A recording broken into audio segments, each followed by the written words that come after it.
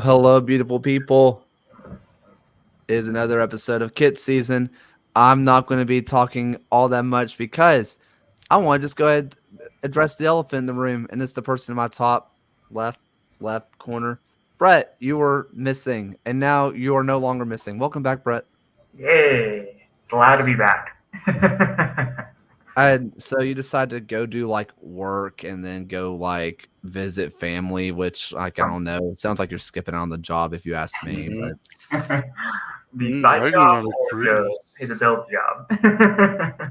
who cares about paying the bills when you're trying to provide lower league soccer content, honestly? Right. Culture, and I support it. For the culture. Hey, look, there's a lot of stuff going on here, a lot of stuff we need to get through. But I want to go through and I want to thank our patrons. We got John Hunt, Frank Anthony, Aaron J, Christopher Cohn, Harry Austin, John Fuller, Michael Fuchs, Joshua Duder, and Noah Telford. You're new. Thank you for being a All right. part of the Patreon community. Tomorrow, a new episode of For the Glove of the Game is hitting your inbox, and we're super excited about that. I can say it. It's Jake McGuire from North Carolina. It's exciting. So Nice. get in, have a good time. I love the first episode, but this isn't what we're here for. Who cares about soccer when we can have fashionable vibes? But It's FC Fashion Club. true. Now, I do have to say this. In my humble opinion, do you know who has the best kits? I think goalkeepers have the best kits. I don't want to And answer this question. Yeah. listen, my opinion is goalkeepers have the best kits. They're the ones that get to wear the long sleeves, and no one says, "Hey, dude, it's not that cold, pal." And no one ever says anything. It's You get to 98 wear. degrees, bro. Everybody else is wearing like black and white, and you get to wear green or pink or whatever. That's pretty Or all the cool. colors. If you're Or all the Denmark. colors. Also, you get to wear these things called gloves. Everybody else is like, "Oh, my hands are cold." Guess what? I got cool gloves. I'm no longer cold. I think it's pretty cool to be a goalkeeper. Do you know who else thinks it's cool to be a goalkeeper? Brandon Miller, the owner of a Prime Focus Goalkeeping. And guess what? This upcoming Monday, you can still go out to their President's Day weekend, like goalkeeping clinic that they're putting on. He says that they are the best goalkeeping staff in the Carolinas. I think he's a liar. I think it's all of the Southeast. I'm just going to say that for you, But Brandon. you're just the whole You're welcome. South. How about the whole country? I don't know if I can say that because that North is a America. the world. Real. I mean, this is the World. biggest league in the world, and he Probably is a Milky champion Way. of the biggest league in the world. So, listen, go check out Prime Focus goalkeeping. Even if you can't make it out to the Carolinas to go do your goalkeeping clinics, I bought gloves. I used the gloves. I can't catch anything. I was catching everything. Kind of impressive. The gloves are quality. They ship all over the U.S. It is really good stuff. If you're in the UK, they might ship. I didn't check. I don't live outside the U.S., so I don't know. But You don't check just it out. test shipping. It's like, oh, I wonder if I can ship this to Australia. Let's see what happens. We'll find out. Somebody's going to try. Somebody's going to try and be really disappointed. But it's okay. Check out primefocusgoalkeeping.com. They are great. Their merch is amazing. Their gloves are fantastic. And the coaching is top quality. Speaking of top quality, I want to talk about top quality. And it is one of the newer like kit producers on the scene, which is, we have over here Equipped Studios and Mr. Austin Chen from the Circle City, Indianapolis, Indiana. What's up, Austin? Hello. Thanks for having me, guys. Hey, thank you for hopping on. You are the founder of Equipped Studios, and I think you're not doing yourself enough service here on founder. You're like the everythinger. What is your role at Equipped, and what is Equipped Studios? I'm the founder. I'm the lead designer. I do fortunately have some help now in kind of the partnership space as we're looking to expand. What was the second part of your question? Like, what is Equipped Studios? Like, when did you guys start, and what is your main goal? Because it's not just football kits. Yeah, absolutely. So we like to call ourselves an independent creative agency. So yeah, it's not just about kits. We actually didn't set out to be a kit manufacturer at all. We set out to focus on branding. I know that that's something that you guys are very interested in. we set out to focus on really logo design, especially in lower tier U.S. soccer. Um, you know, we don't always have the best, or maybe I'll say most original crests out there. And I saw a need that, hey, let's make good design accessible to every team, every player, every club, even if it's a Sunday League team. Like, I don't care. Like, I want to make you guys feel like you're professionals. I'm a Sunday League player myself. I know what that's like. So, um, to to go a little bit further back, I'm actually not a graphic designer by trade. I am an electrical engineer by day. And in 2020, in the pandemic, I was furloughed and then let go. So, I, like a lot of other people, found myself with extra time. The job search process was pretty painful, as I'm sure you guys know. And I felt like I needed to do something creatively in order to feel like I was doing something productive, whether that's, reading a book or doing a programming project. That's what us electronic engineers like to do. We program for fun. But I turned to one of my other pastimes, which is design. I've always been interested in graphic design ever since I took a class in high school, and even considered minoring in it in college. But with the engineering workload, it just wasn't possible. But nevertheless, I kept doing that, for fun. I would design shirts for intramural teams, for our dorm room floors. If I had friends that were in Greek life, I'd design, shirts for their fraternities, things like that. And over the years, I just found myself, even, there was always a skill that I had, something I was interested in. I always found myself applying it to whatever I was most passionate about at the time. So whether that was soccer, whether that was hockey, or whether that was, I always found a way to use graphic design as a way to further entrench myself in that passion. So in the pandemic, I, was really wanting to find an outlet. I decided, let's figure out a way to do something creative. Let's put out a call and see who has a soccer team that they need a logo redesign for. So it was largely, recreational teams. There was actually a professional team from, I think, Bosnia, maybe, which was a genuine surprise. Talked to the head coach there and did a crest redesign for them. There was an amateur team out of Australia, a bunch of high school friends. I ended up doing about 6 logos for, just for free, just for fun, just to put it out there. And when I took a step back, I realized, wow, this is actually decent. This is a body of work that I'm proud of, even though this is, traditionally something I've just done as a hobby. And I decided to take it a little bit more seriously. Part of the story here is that, not being someone who went to art school, I've always felt, imposter syndrome to some effect. Like, I know I like my designs, but it can't compare to someone who has gone to school and studied this for 4 years. Having done that exercise, I realized, what I do is of a high enough value, I can start charging people for this. And so I decided to start Equip Studios. It was really a way for me to legitimize what I was doing. I'm no longer just the guy doing it, in his proverbial mom's basement, doing it for fun. I have a company. I can charge people. I have to be taken seriously. And I mentioned there's a team from Australia, Western Banners FC. Great name. Don't know what it means. I don't think they even know what it means, but came up with a great logo for them. And they liked it so much that they said, hey, is there any way we can get this on jerseys? They sent me a photo of a jersey they had done in the Adidas, Adidas kit creator. I'm not sure if you guys have played with that, Brett. I feel like you're probably familiar with that. Yeah. Actually, a lot of USL teams use that back in the day. I think it's called Locker Vision now, or Adidas Locker. In any case, it's like the standard teamwear customizer, right? So they took their logo and threw it on, an Adidas template, and they're like, hey, can we make this happen? I'm like, well, you can. It's very expensive through Adidas. It's basically the exact same thing that USL teams go through. It ends up being, if you want to order like a single jersey, like $100+ for a consumer. It's different if you're a team, you get a better rate, but it gets pricey, especially if you want, the logos to be sewn on or screen printed, applied by vinyl, things like that. So I said, yeah, I think technically you can, but I don't know if you guys are high school students. I don't think you want to pay that kind of money, and you're in Australia. I honestly don't know if you have the same service available. Yeah, no kidding. The shipping alone, I don't want to think about that.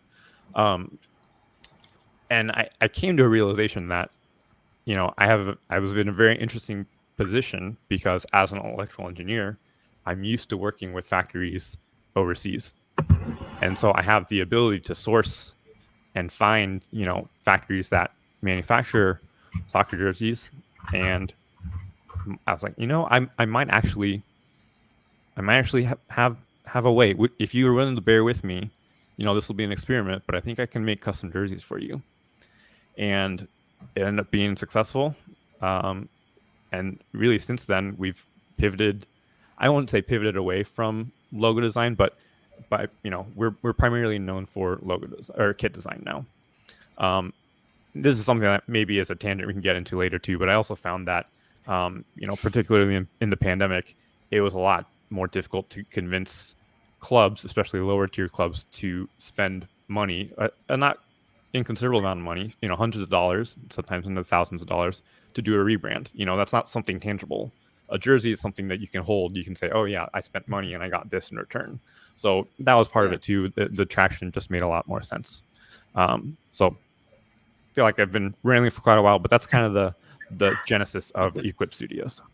Yeah, and I will say first and foremost, I'm happy you committed to this. I love your stuff. I have like 3 of your kits. I absolutely love your work, and I also appreciate you as an engineer. I studied for 2 years of it before I failed, so I appreciate you passing while I failed.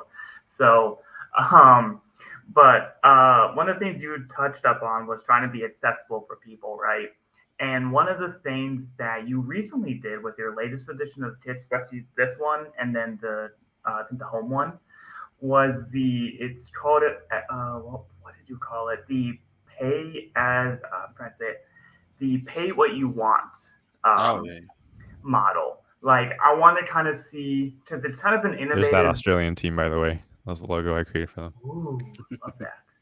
My question is, first explain kind of what that is and kind of see what you've seen so far, because I know of just for these 2 kits, and what was your thinking behind that as you kind of already absolutely. So to kind of preface that, this was a product that we did for an international club. This was our first professional club that we had the privilege of outfitting. Brett's wearing the away jersey from 2023. I'm wearing the home jersey from 2022. And yeah, our director of global partnerships was, we were fortunate enough that he found this opportunity. Oh yeah, there you go, Brett. That's the jersey I'm wearing right now. He was fortunate enough to find this opportunity, and it wasn't handed to us. We had to win our way to it through basically a design competition. Yeah, for the second year of the partnership, we wanted to do something special. We really stepped up. I guess if we want to talk on the technical side, jersey is made by a completely different factory. It's lighter. It's got a really nice 3D crest, which is not something that a lot of entry level jersey brands can offer. But additionally, we knew we had to make a splash if we wanted to get this kit out there. Equip Studios is not something that most people are aware of, even if they are in the soccer space or in the jersey collecting space. So we really wanted to, I don't want to say go viral, but we want to do something different that would attract attention. And on top of that, this is a team from the Philippines that, most people don't know about. They probably don't even know about the league or that there is professional soccer in the Philippines. So what we did was something which it came to me, and I thought, well, surely that's been done before.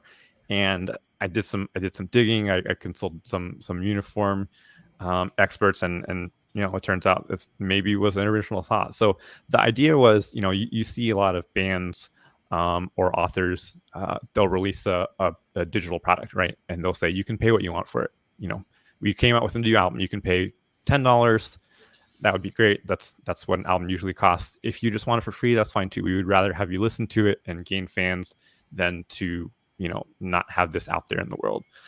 Same with audiobooks, right? But it's very easy when it's a digital asset. You don't have to manufacture multiple copies of it. Once you create the work, you can give it to whoever you want, and that's it.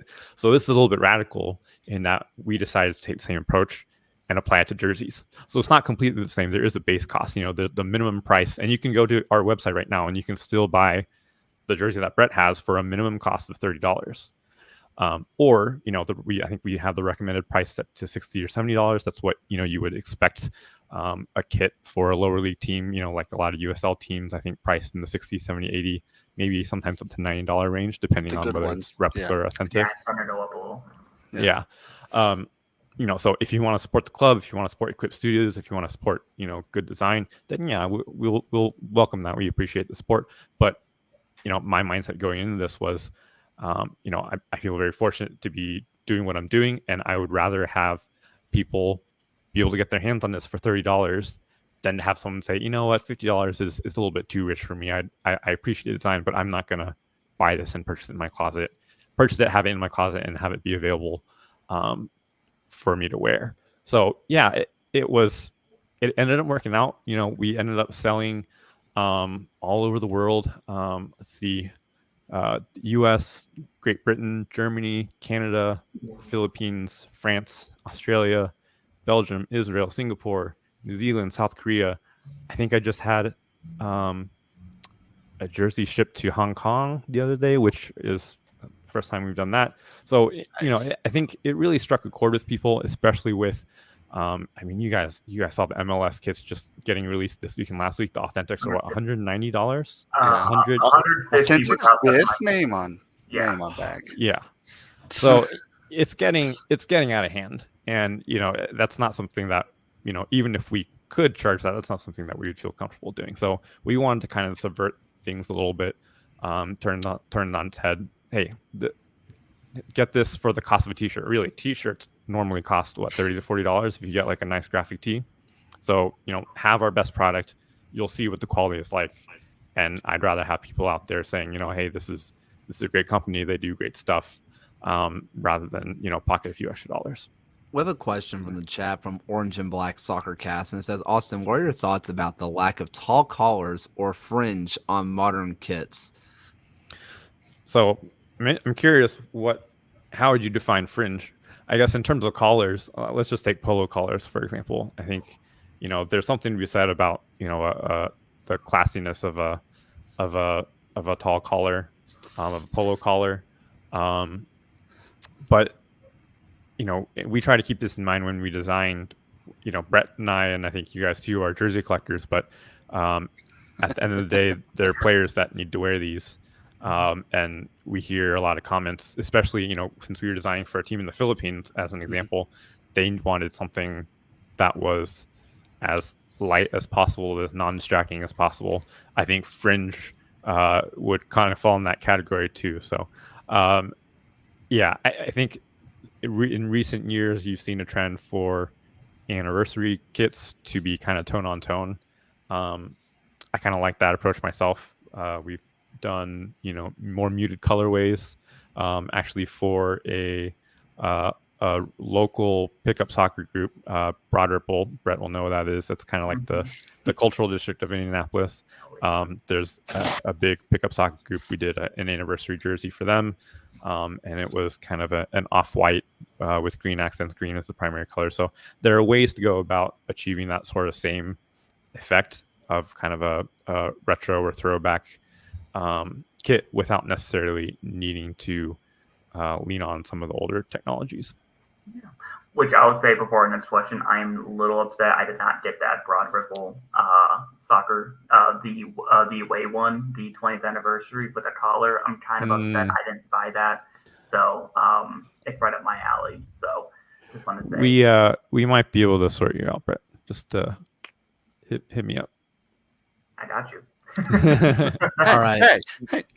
Real fast, I am going to share my screen from Orange and Black Soccer Cast. This is what he want you to do, and just get your first off the cuff reaction. Oh, I already know what it's going to be. I'm very familiar with the Colorado caribou. Oh yeah. Oh yeah. This exists. Oh, does it exist? That is a real chapter of American soccer. And I think, if I'm not mistaken, this is the they brought it back. One. This is the newer version. Yeah. This isn't the original. They brought this back 1 or 2 years ago? Yeah. Yeah. I've always been a big fan of the Dallas Cowboy cheerleaders, and I appreciate the soccer version. There you go. Yep. I'm surprised you didn't know about that, Brett. I'm surprised I didn't know about this until now. I've seen this. I've put this deep back into my mind because I've seen this before, and like the second I saw it, I think the real question is, do Brits know about this? Like, we know about this, but like, does the rest of the is this a carefully guarded secret that is never going to leave the U.S. borders? That might be for the best. I think at one point, like Tom Bogert, I never know how to pronounce it. I think he was on the search for one. I feel like it because I think he's with the Athletic, ended up getting to international, and is like, there's no shot this is real. Like, I'm pretty sure it ended up.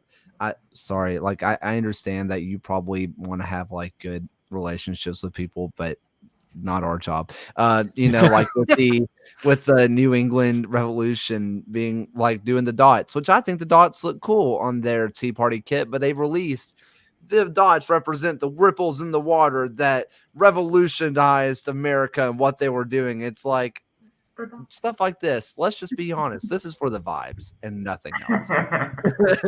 This represents the Wild West, just America. This is question from Julian. America. Question from Julian, by the way, as I'm getting this off of the screen. Austin, do you have a favorite USL club? And if you do or don't, do you have a favorite kit that you've seen around the USL? I think Brett already knows the answer to this one. To the first question, Indy 11, Boys in Blue, for sure. So say I gotta support hometown. We outnumber you, Fox, 2-1. Right? Favorite kit. Our boys beat an MLS team today. So what? Also, my MLS team. Sorry, current USL or previously USL? Because I have to give an honorable mention to San Diego Loyal. Yeah. Rest in peace. Yeah. Rest in peace. Last year, probably. Yeah. We discovered last week you can still buy their kits on Charlie. You can. Yeah. Charlie did. Wow. I don't know if you guys have seen those kits in person, but it is. I have one. You get the quality is superb. I mean, it's equivalent. It's probably, I'd say it would surpass a lot of Nike and Adidas products. And you're getting that for, half the price, if that. But beyond that, as a designer, I really appreciate that not only are the ideas really sound, but they're so well executed.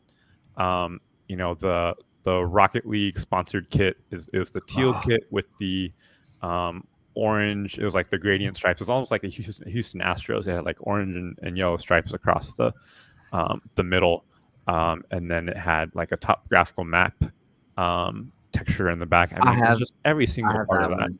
Yeah, I was talking to the loyal people who do the kits. And I was fighting so hard to get the Rocket League goalkeeper kit and getting what a save with an exclamation mark on the back. And they were like, we literally can't do exclamation marks. And I'm like, well, then there's no point. I have to have it. What a save, what a save, what a save, what a save. That's chat's been disabled for 4 seconds. Like, I have to. Your chat's been disabled for 4 seconds. Yeah. I respect that. Another question. Favorite World Cup kit? International, yeah. Oh man, because they can be boring too. So there's which along with that, actually no, yeah. Just to enter this, I'll ask my follow up. I think I'm gonna have to go the opposite route and choose this for sentimental reasons. It must have been 20. It was U.S. Algeria, Landon Donovan. That was that was when soccer really clicked for me. I think before that, so that was, I'm gonna date myself here, but that was, I think, sophomore year of college for me. And before that, I'd always played soccer growing up, but I never really got it. And I was one of those people who, I thought soccer was boring to watch on TV. It wasn't until that World Cup when I saw that it was that game. I remember it vividly. I was in a rented apartment up in Michigan for an internship, and it all made sense. All of a sudden, it wasn't any one play. It was they were just passing it across the field, and I understand like, oh, this is like chess. This is not like basketball or hockey. It's not straight up and down. This like I get it now. So I'm gonna have to choose that just for sentimental reasons. I think in terms of the design, everyone loves the Waldos. I don't know if that's even necessarily the best U.S. I don't think I would pick that, but I'll pick that for sentimental reasons. Nice. I feel that. I feel that deeply because that 2010 World Cup, I felt the exact same way. Like that clicked for soccer for me. So like the bomb pops, the away polos, those things, like I just love them so much more. Like there's other cool ones that are probably better, but those USA kids just fall in my heart. I guess as a follow-up to that, if a favorite international kit from my collection, I have the 2014 gray goalkeeper jersey. Related to the intro, I do play goalkeeper myself. I love a good goalkeeper kit. Nice. And it's not the same one that Tim Howard wore when he broke the record with the saves against Belgium, but it's the gray version, and I think it's really classy. It's got like gradient chevrons up and down the sleeves. It's just a nice look. I just realized how dumb I am because I said 2010, I meant 2014. It was the bomb pops and the polo. That was all good. Redacted. Hey, Scrub that we're from not the historians here, Fox. But it's live. So my next question is, it's still on the national team, a little thing. I think we had kind of asked just 2 weeks ago is, so obviously one of the things that Fox and I kind of harp on when we are like rating kits here is the, what's it called? Taking in effect that team's local community and that identity into their kits. And obviously with the one you're wearing now, there's kind of a topographical kind of map on It's it. a And normal all that. map. It's not a topographical. Whatever. It's a map. Okay. street map. And, Street. Thank you. So it's presented here. So one of the things that we wanted to ask kind of how do you incorporate those into your kits? And then, like kind of if that's like it's not something you aim for, and then also kind of I know there's 2 questions in here, sorry. It's all good. With like the national team kits, how they can kind of form like a national identity, and kind of some of your thoughts and kind of how sometimes those kits can kind of be bland. So to answer your first question, I think it kind of comes down to how do you approach a design and make it meaningful, right? That's something that I'm very conscious of as a designer. There are a lot of concept kit designers on Instagram that are very talented, but they kind of create designs that really could work for any team out there. They throw together a PSG concept and it's like, okay, but what makes this, other than that fact that it's navy and red and white, what makes this? You could just change the colors and that would work for any of the clubs that you've just designed kits for every day for the past how many weeks, months, years. So it's not a knock against them. Quite honestly, a lot of them are more talented than I am. But I think I've tried to. There are so many of those guys out there. I try not to play in their space. I know what my strengths are, and that's how to approach design thoughtfully and to make sure it gets executed well. So, as an example, in this case, this team is Maharlika Manila of the Philippines Football League. It's the top tier of professional play in the Philippines. I knew with such a big global city like Manila, we needed to highlight Manila.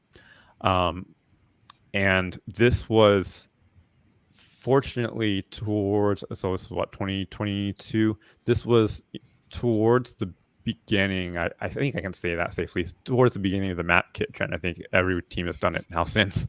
But more importantly, this was something that, again, fusing technology and design, I figured out a way to get a map of Manila into the design program that I use, and I knew that most people would not be able to figure that out. That's something that previously only the big companies like Nike and Adidas would have access to that, and I found a way to do that as an independent graphic designer, as an independent company. There were a lot of, this wasn't necessarily a first choice. There are a lot of things you can do when you approach a design for a team, especially one that's as from a city as big as Manila. We kept in mind, like the seal of Manila has a merlion, which is pretty cool. It's a fusion between a mermaid and a lion. It has like a seashell. No. It has waves on it. Hold on. We're gonna need to pause on that, right? Merlion? I'm pretty sure. You can correct me if I'm wrong. Quick Google. It's head of a lion, body of a fish. Oh, yep. We're learning so much on this. Like, This Is the is official interview. mascot? you're just informing us. Oh. that's Well, a giant this is the statue. coolest thing I've ever seen in my life. It's a Hold giant on. statue. Hold on. Yeah. For the people, Yeah, this is the Yo. merlion.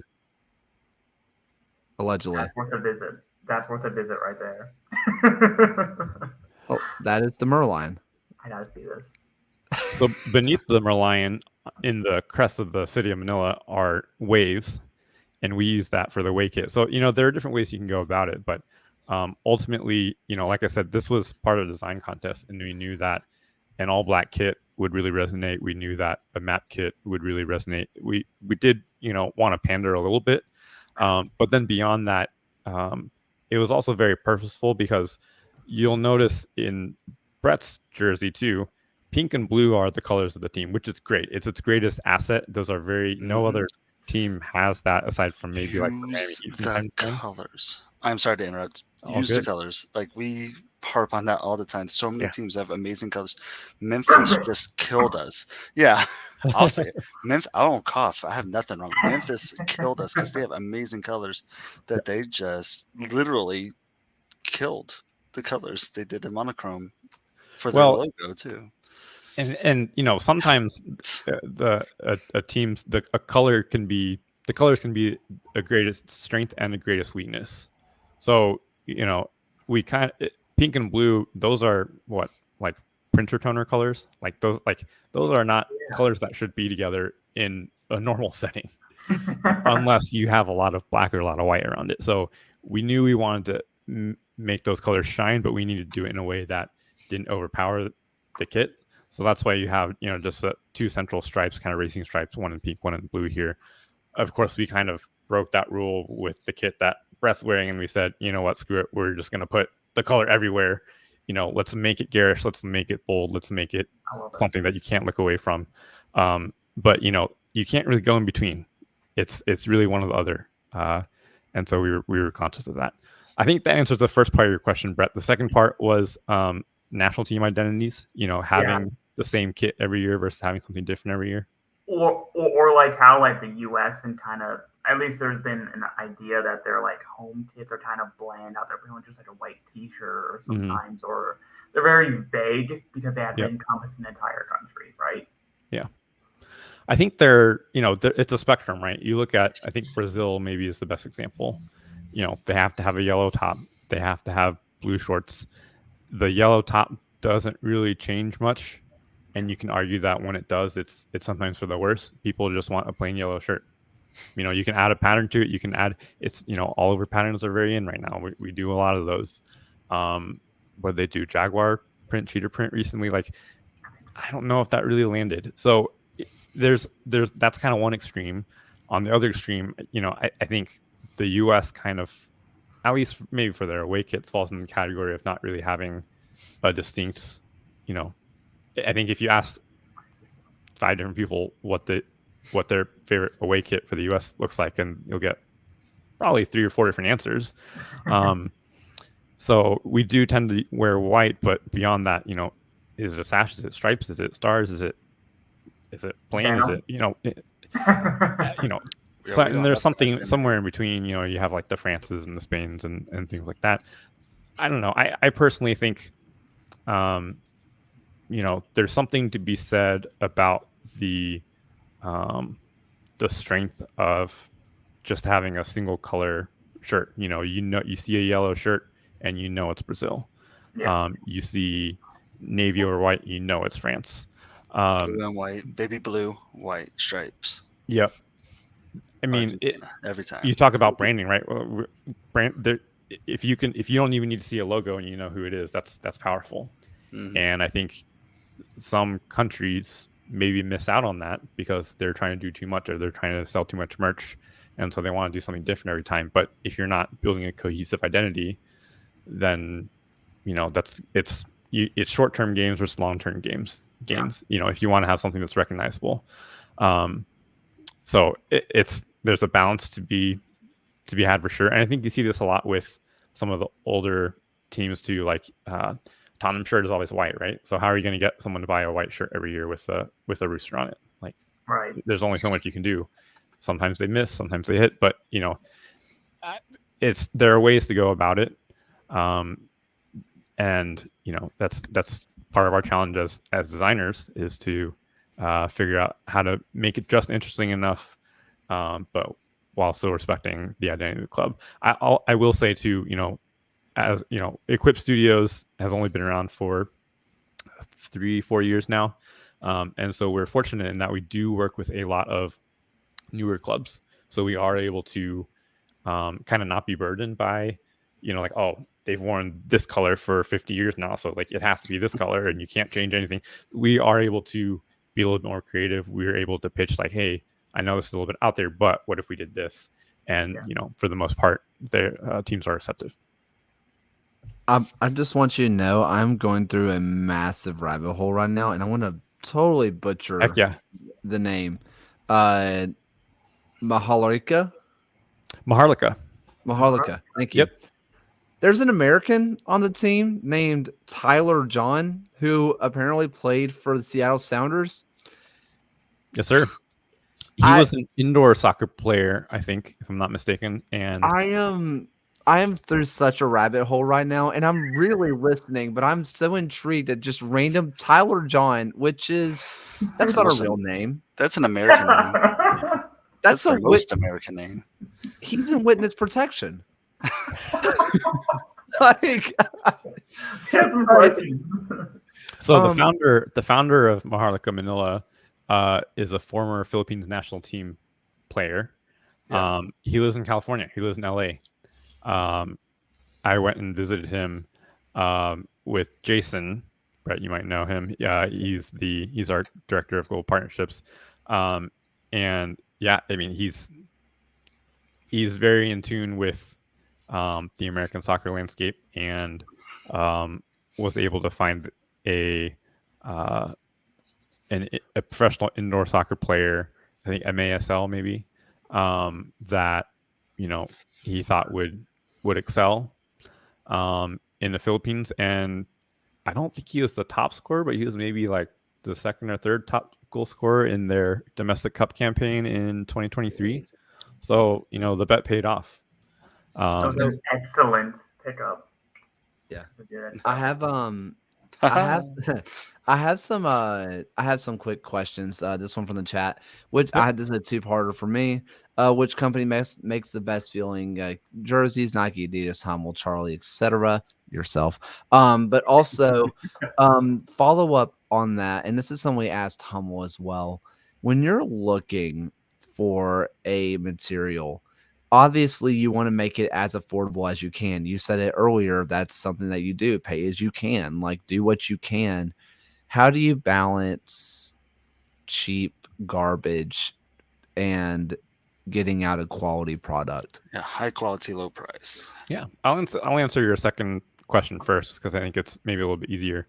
For the most part, fabric technologies have come along enough that you're not generally going to be disappointed unless you're Castore and somehow you pick garbage bag plastic.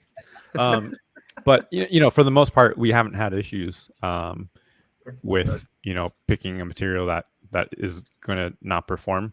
That said, there are kind of favorites. We have it's a ventilated polyester blend that we use for the backs of our jerseys that has a little bit of elastic material in it.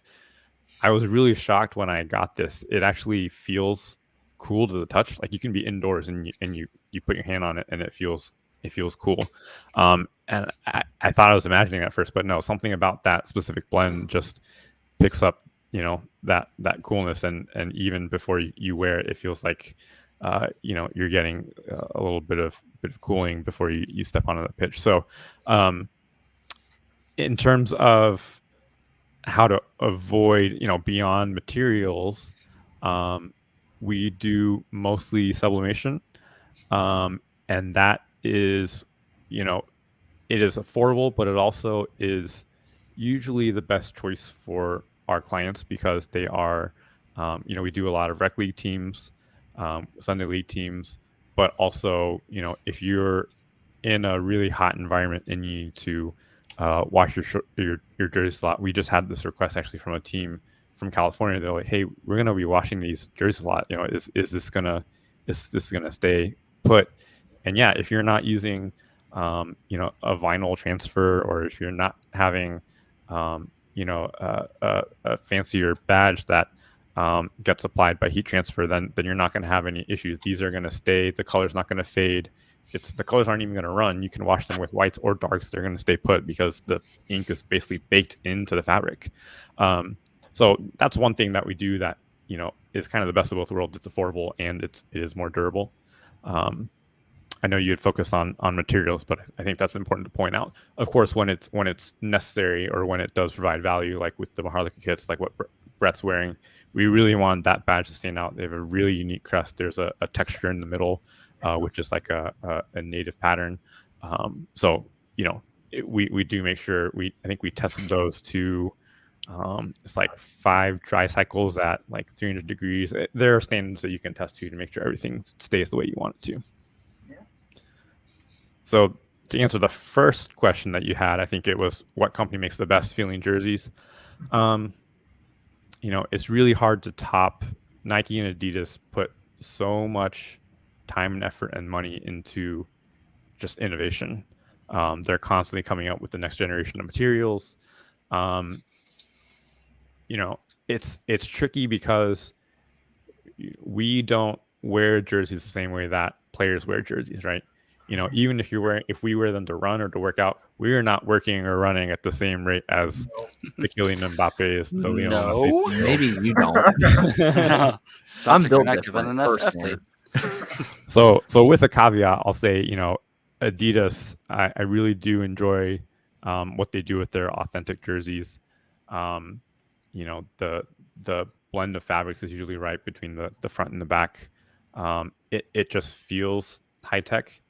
That said, if you're running at full speed and sweating in it, maybe you want something that doesn't feel like anything at all. I will say, and this is going to be an unpopular opinion, but I think Puma gets a lot of hate for its ultra weave kits, and I bought one myself just to see what the material is like. I didn't hate it that much. I can understand why a collector would, because it does feel a little bit more papery, but it is also one of the coolest in terms of cool temperature wise materials that I've ever worn. And it was shocking wearing it to work out. It really just never got hot, and it didn't really make sense. I think my brain still can't fully compute it. That said, I do understand why it's not popular, why collectors and players alike might not like it. Yeah.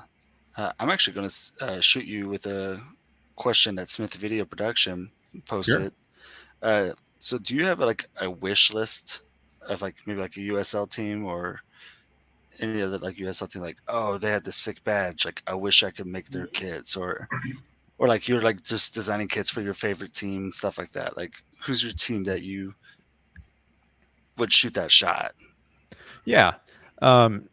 you know, I think I will say we're making inroads towards that, and maybe I'm getting myself ahead of myself here, but you know, having started working with professional teams overseas, I really want to start to make that impact domestically as well.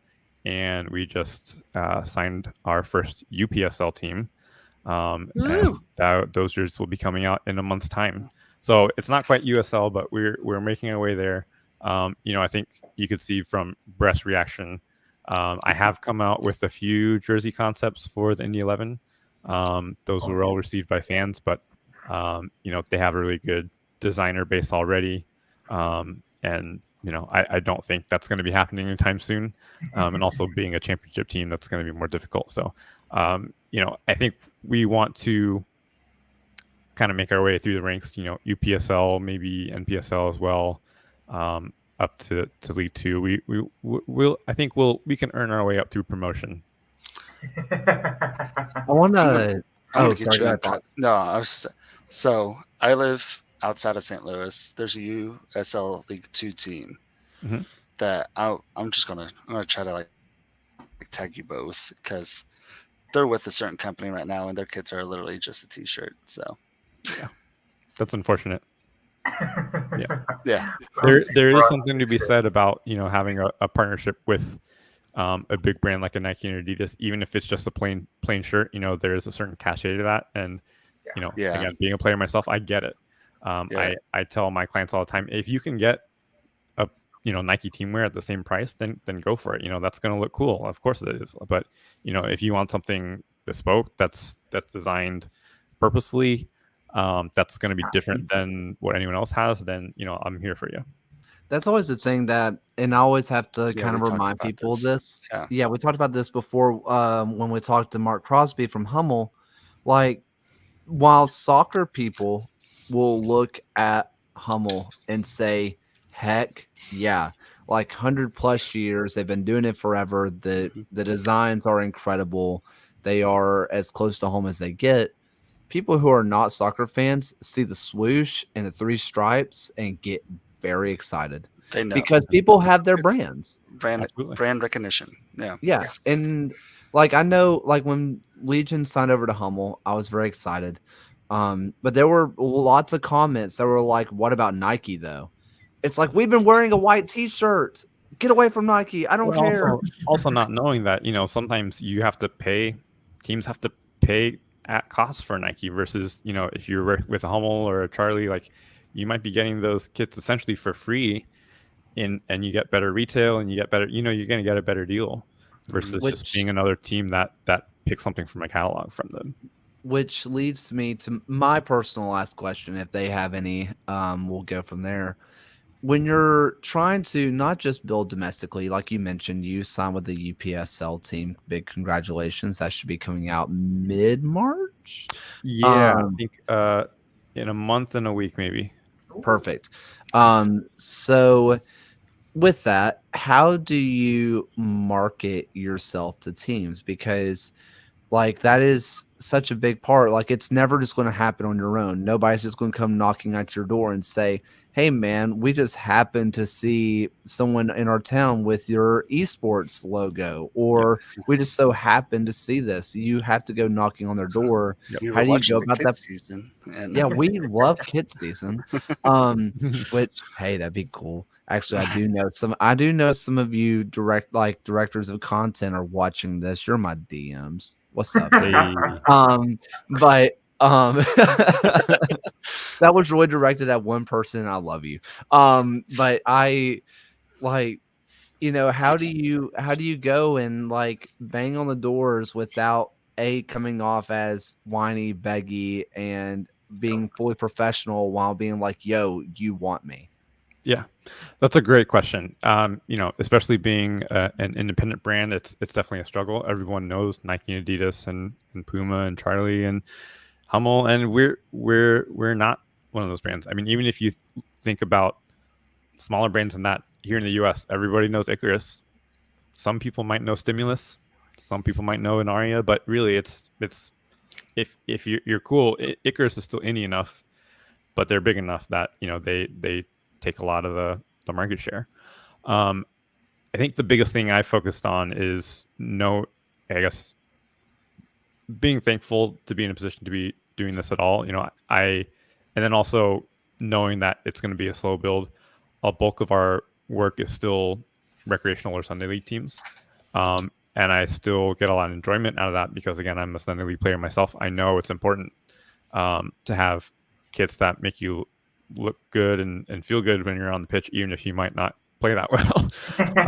So I think it's been about building the portfolio, not for myself but for the company, and finding opportunities where we can get them. Like with Maharlika, that was obviously a huge deal working with a professional team and an international team at that. And that's partially what helped inform the pay as you want strategy as well. Is wanting to get that work in the hands of people. I think anyone who's ever gotten a kit designed by us has been impressed once they see it in person. It's a lot harder through a screen to see like, oh no, this isn't just like a cheap T-shirt from China with some logos on it. Like this stands up to what the big brands produce. So I think now 3 or 4 years into it, we have enough of a track record that we can show like, hey, this is what we can do for you. We made this happen for this team and this team and this team.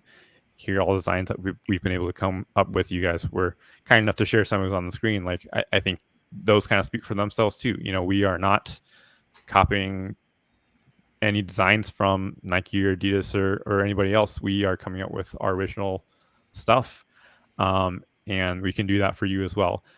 This might come as a surprise to you. We actually do reference a lot of lower league U.S. teams when pitching, not just in the U.S. but internationally as well. Especially in the UK, there's a weird fascination with lower league US soccer and specifically the kits, because these are teams that have not, been around for decades and decades, and they can kind of do whatever they want. They're not burdened by that tradition, and they can be more creative. So I'm looking at our pitch deck right now that we send out 2 teams, and there's a slide for Providence City. There's a slide for Kingston Stockade. There used to be a slide for Ford Madison, and we took that out just because it was too long. But, the business case is, hey, if you have jerseys that are popular, you can pay for all of your league registration fees. You can pay for travel. You can pay for this. You can pay for that. You can get fans from all around the world. A stat I'm looking at right now, Kingston Stockade, I think this is pretty well known because the owner published that think piece on, here's how to start a lower league soccer team. They achieved $56,000 in jersey sales in their first year of existence. They basically paid for the team to exist, straight up. It's the merchandising is paying for the product on the field, and that's something that's really powerful. That's something that, in the case of Maharlika Manila, this is a team that, really most people have no right of knowing that they exist. Yeah. And now we've reached 13 different countries. We have their jerseys in classic football shirts. That was a huge win for us last year. They're in mystery kit boxes all around Europe. That would not be possible if we didn't come along and create a design that was bespoke, that was custom for them, and then also we had the know-how to go out and promote it. So that's kind of our pitch, is that if you want to be different, if you want to potentially make a real impact, that's what we can bring to the table. Also, just a little quick note on these. I think it was this year or last year's jerseys. Maharlika was voted like the best looking kits, I think, of the league. So that's also a nice little shout out, being that not every team can have that, right? Yes, absolutely. Thank you for bringing that up. That was it was a nice way to. I think it was like at the end of 2023, beginning of 2024, we've already pretty much sold through all of our jerseys, but the fan vote was those were the best jerseys of the league. So I was like, okay, we'll take that. That's a nice feather in the hat there. Yeah, I guess I have one question that Rise of the USL kind of was alluding to as well. And I don't know how much you would have to deal with this, but sponsors, because I know you said you do a lot of like rec leagues, Sunday leagues, and stuff like that. Yeah. So they probably don't have too many sponsors, you know. Yeah. But when you're getting into those pro teams and stuff like that, Yeah, is it just annoying to deal with, or? I will say, so let's use Maharko as an example. They have a chess sponsor, they have a league sponsor, they're Qatar Airways, they have a sponsor on the sleeve, they have a sponsor on the back. They used to have short sponsors as well. We're fortunate, I think, in that this might be polarizing. I know jersey sponsors can be, especially for non-soccer fans, are kind of an ick. But I think we were fortunate working with Maharlika that they had somewhat of a well-known sponsor. AIA is also the sponsor for Tottenham. Yeah. And we're also fortunate in that they use kind of a regional variation of the logo, which is pretty unique. It's got like mountains in it. It's not just AIA, the word mark. There's a little bit more to it, and it's also unique because it's a round logo. So it's identifiable and it's unique, but it also is a challenge. At one point in designing the 2023 jersey, so like what Brett has on, there was a possibility that they would switch to a logo that was more horizontal, so more like a traditional jersey sponsor, wider than it is tall. And I'll be honest, we mocked it up and it looked terrible. And I was like, we're going to have to come up with a different design because, this is not going to work. This is not going to look great on the field. I don't think that's something we can be proud of. And fortunately, they stuck with AIA. And like I said, I think it's been successful because it is something that people recognize, but it's also different in a way. Another example I'll give, I recently saw, so there's a Chelsea home jersey a few years ago. I know I'm talking about Premier League now, but it was it had zigzags and it was kind of crazy. It was blue and yellow, and it has the 3 logo on it. And that jersey was widely panned. People didn't really like it. I recently saw it without the sponsor, and I think that was one of the first years of the sponsor, so maybe that was up in the air. I saw it without the sponsor, and it looked miles better. And part of me wonders, was that jersey designed at Nike? I mean, surely, those design cycles are 1 or 2 seasons in advance. Was that designed before they knew what the sponsor was? And did the sponsor kind of ruin it?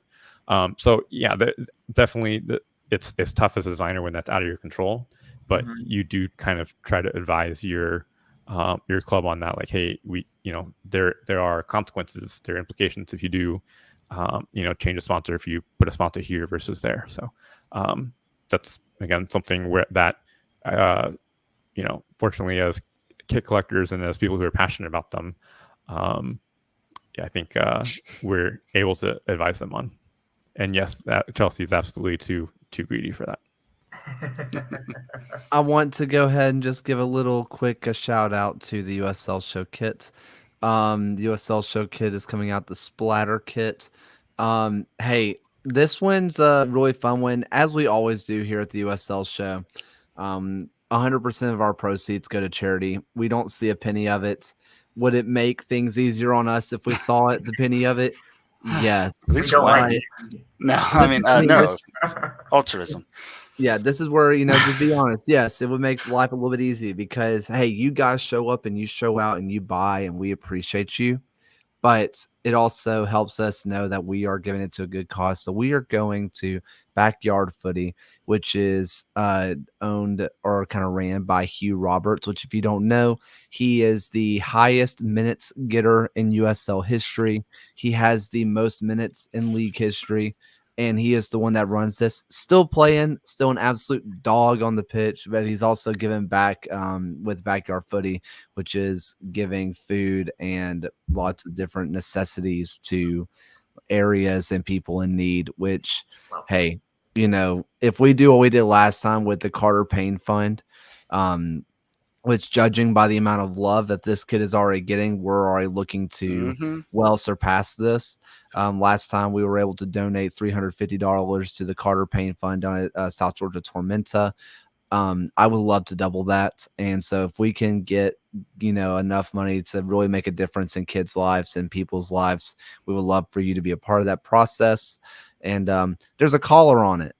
Yes. Who collar on designed this kit? Fringe in the back. No fringe on the back this time. Gee, who did design this one? I wouldn't happen to know who had done this one. Could it be one Philip Fox? I will say this was a process. Brett suggested it. I came out with the concept, and then honestly, I'm trying to find it right now. I feel really bad that I can't give him the credit he needs. But one of our friends in our Discord, I'm so sorry, Pro, made it pretty. Made it pretty. That's Yeah, important. that was Ben Goshorn. Ben Thank you. Goshorn did it. Yes, thank you. My goodness, because So my a kid season.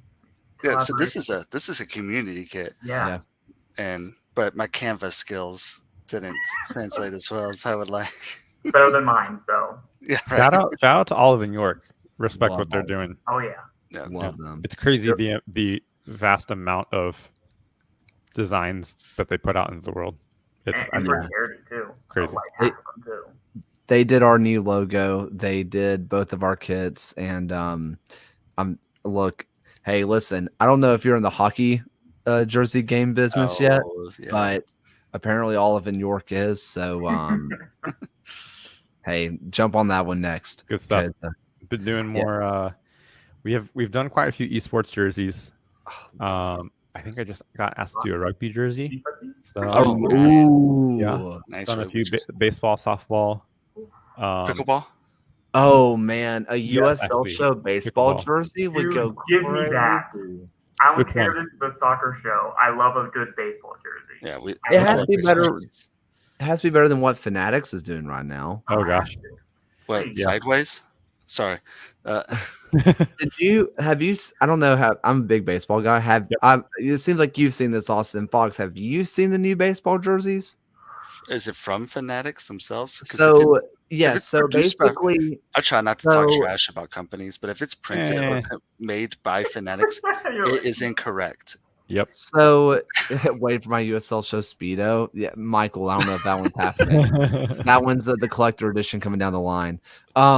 So basically Nike was doing this last year. So you saw how Nike was doing the logo or doing the jerseys in the past. It was still oh my gosh, who did it in the past? It starts with an M. Majestic. Oh, Majestic, thank you. Yeah. thank you. Majestic was still making the jerseys and the pants. They were making the uniforms, but Nike was just putting the swoosh on it.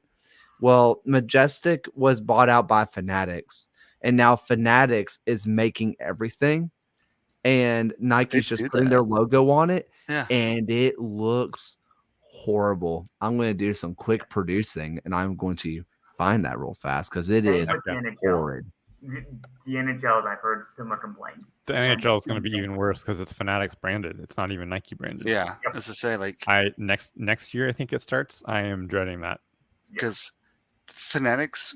So I worked for Lids when we got Okay. bought out by Fanatics back in the day. I was just a manager. I wasn't cool and corporate and blah blah blah. But when we got bought out by Fanatics and they started making the NBA jerseys around the same time, so they would have it like you could buy the Nike one, or you could buy the Fanatics one, and like it was such terrible quality. And yeah, like it's Okay, so the one on the left is the one from last year. You know, you can see all this is like it fills everything. It's has like a good lettering. It's stitched lettering, and then you go over here, and this is all printed. It's like the screen print. Yeah. screen printed on. And do you know what? Get ready for this, Fox. This is not the fan. This is what the players are wearing. This is not a replica. This is authentic. No. The one on the right is They authentic. reduced the size of the names and numbers by I think like 2 to 3 inches, maybe. I don't know why. There's a lot of space there. Is Yeah. it just so it's lighter weight? I can't imagine that's They really also got rid of each team's custom fonts and they've all went to a uniform font. It is crazy. So yeah, like I will say they like the got nice rid of thing it. about baseball jerseys. I think we've talked about this before, and same with like the NFL. Like if you buy 1 year of jerseys, usually there's like 5 jerseys a year, give or take, for baseball. At least as a Cardinals fan, you know, we have the cream, the white, the red, the baby blue, the gray. So Yeah. like we have 5 typically in a season. I don't need to buy them every year. I get that, but also So, like if there's a makes me new happy. player, if there's That's a why if they there's go a with player that. you like, a brand new exciting player, or like one of your We favorite could trade players it just next year because we're retired, like one of Cardinals. one of your favorite players just retired, and you're getting a new one. Like, I'm sorry, the biggest thing for me is that the one on the right is not a replica. It's That Yeah. is the authentic So thing. sad. Players are wearing that. Mhm. Players. That is crazy. Austin, listen, when you get into the baseball game, just do better than that. Do better than I that. got you. I got you. A USL show kit would, or a USL show baseball jersey would go I crazy. need that. I need that. Let's make it happen. Let's do it. Hey, you have my email. Listen, Austin, it's fun chatting with you, learning all about kits, knowing how to like build a brand and seeing what's happening here. Your, Equipsios, the link's going to be in descriptions, all going to be pushed out there. So if you want to check out some of these kits and check out the one that's coming mid-March, spoilers. And hey, stay tuned because we might be giving away one. Yes. You here? What? There might be a small giveaway, and we know people love free things. Just saying. So, thank you all. Hey, really appreciate you, Austin. Thank you. It was an absolute ton of fun. And hey, anytime you want to come back, we're always here. You bet. Cool. When hey. indie releases their kit, just saying. I need another indie voice. Let's do it. Hey, let's do it. We Yeah. have a lot of indie voices below me right now. Like this one is too much. All right. Tough. All right. Well, listen, thank you all so much. And he wasn't. Oh, yeah, Julian's legend. Yeah, absolute legend. And yeah, let's get Brett to be spokesman. Are you hiring anything, Austin? I'm sorry. Are you hiring? I think the line's behind Brett. So appreciate you all. Even though he wasn't on here, he's not on kit season. We still like having his beautiful voice. Thank you, and Austin. And here is Alan for the outro. Thank you for watching another episode of the USL Show. The USL Show is now proudly part of the Protagonist podcast family. Please go to protagonistsoccer.com to check out more work. Thanks for stopping by, and we'll see everyone again next time.